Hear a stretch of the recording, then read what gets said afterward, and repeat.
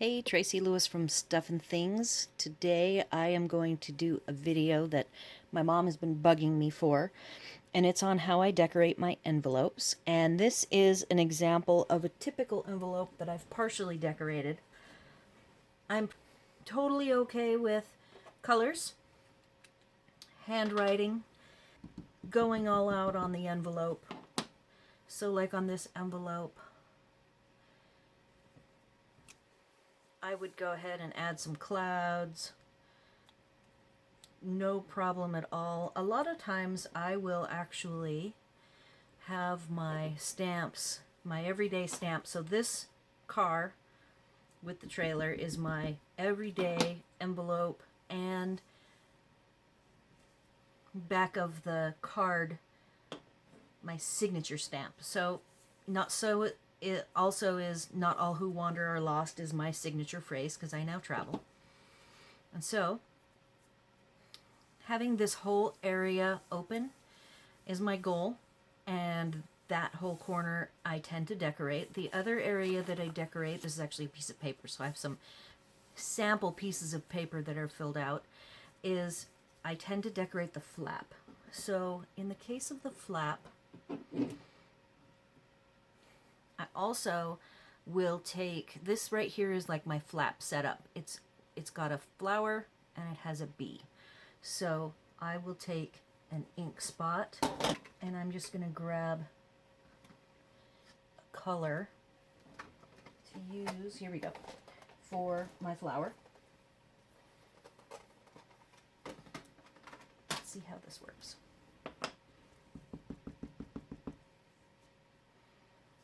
So here's my flap, and I've got a flower, and then I will flip it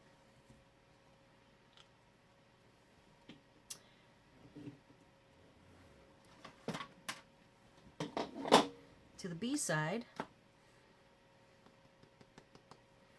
ink it up, and I might put my B somewhere like that, and then I will take my pen, which I use a 0.3 multi-liner by Copic, and I will do the dashes of where the bee has traveled. This is an old-time favorite for me, doing the bee with the path. I would even carry it over here, you know, to be kind of fun. So this is my non-holiday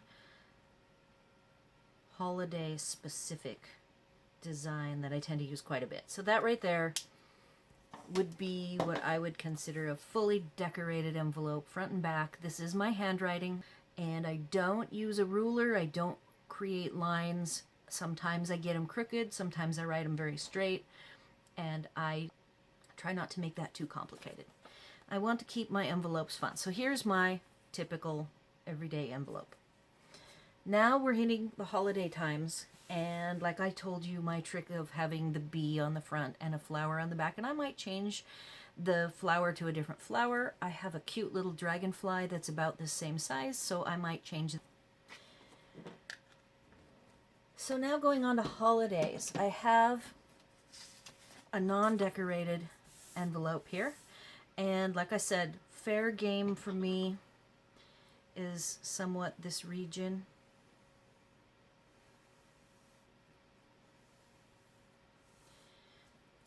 And then pretty much anything on the back. Here's the flap line, but pretty much anywhere on the back I'll decorate whatever I feel like at the moment. So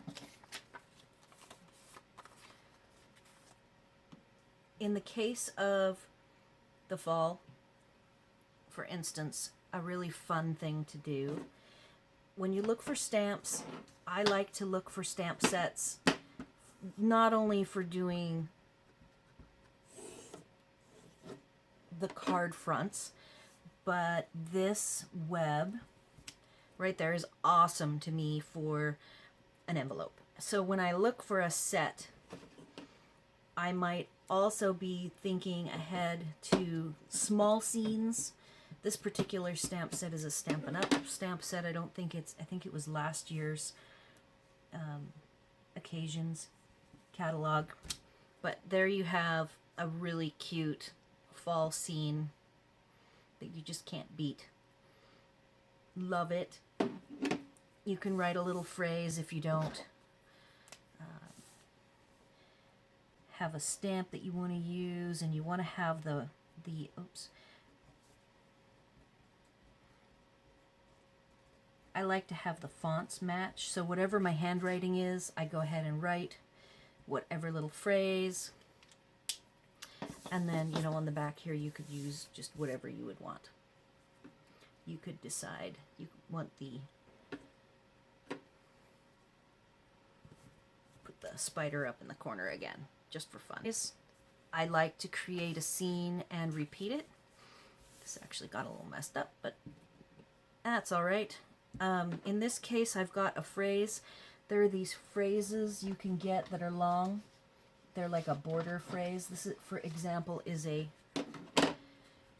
lawn fawn, and it has all of these different phrases.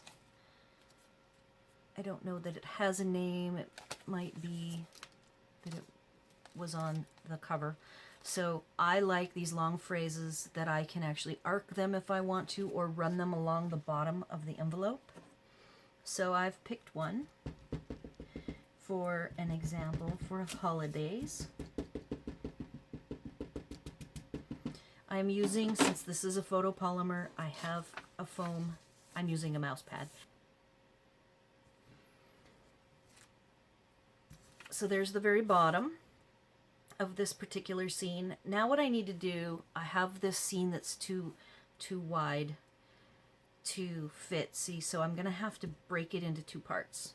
So I'm going to do, this is the wise men, 3 wise men, and I am inking the 3 wise men on the 1/2, and I'm going to put that on this side.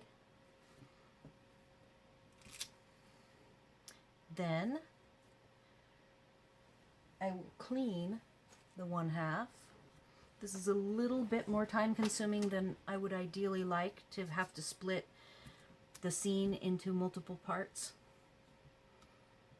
But for Christmas, I would definitely do it if this was my scene, and I'm not using the real scenes because I want it to be a surprise for people who are getting cards from me after I send them out.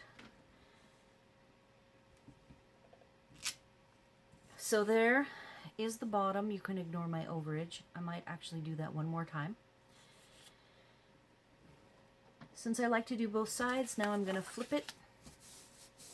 And I have another snowy scene and a cute all-in-one multiple stamps. So whenever I can do a full scene, if I'm going to have a sentiment, I try to work it so that it can be on the same page.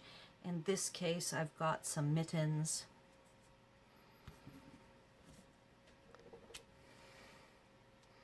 And then let's just say that this is the flap, and I went ahead and have it overlap the flap. Maybe that's where the flap is. And then when the person breaks it open, it'll break it into 2 pieces. I like that kind of a maneuver as well. And I like the way that looks. So if I were to have to whip that up again, let's do that. Oh, I already have a line on the back.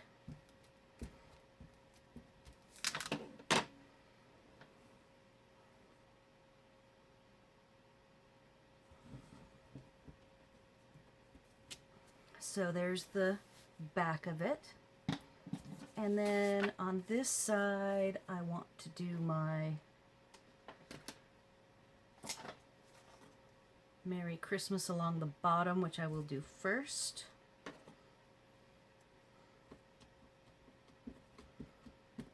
I would definitely take some copy paper and trim it and practice so you have your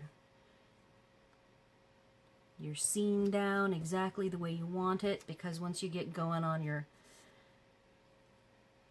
envelopes, you want to go pretty quickly. You know, you already spent all your time actually making your cards, and so I tend to like to go minimal colors.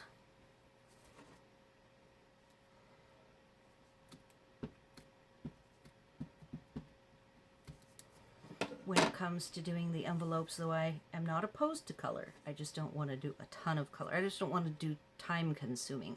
It's already time consuming enough writing out everybody's address. Okay, so this is the one side. I'm going to clean it now. And you know, if I have any smudges, if it's not perfect, this is not the front of the card. It's going to go through the mail. It's going to get dirty. I am pretty good with it being a little bit imperfect. Okay. And here's the other side. And I think that's perfect. I might, there's my back, there's my front. If I was getting crazy, I might grab a gold. I have like a silver Sharpie, and this is like a silver metallic gel pen, and I'll have some metallics sitting here, and I might want to do some really quick color.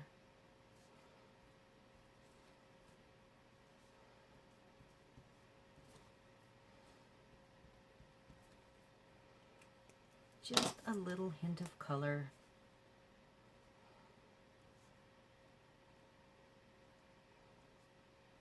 This is a really pretty metallic silver. Love it. So, adding some dots in gold, silver, and copper. Very not time consuming, easy to do.